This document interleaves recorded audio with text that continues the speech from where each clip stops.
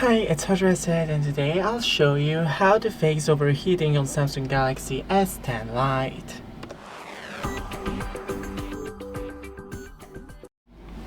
So first, go into the settings and scroll down to the battery. That should be right here.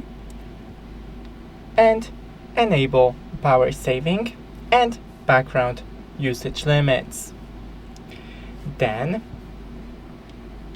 in display, enable dark mode, lower brightness or use the adaptive brightness, lower the screen timeout.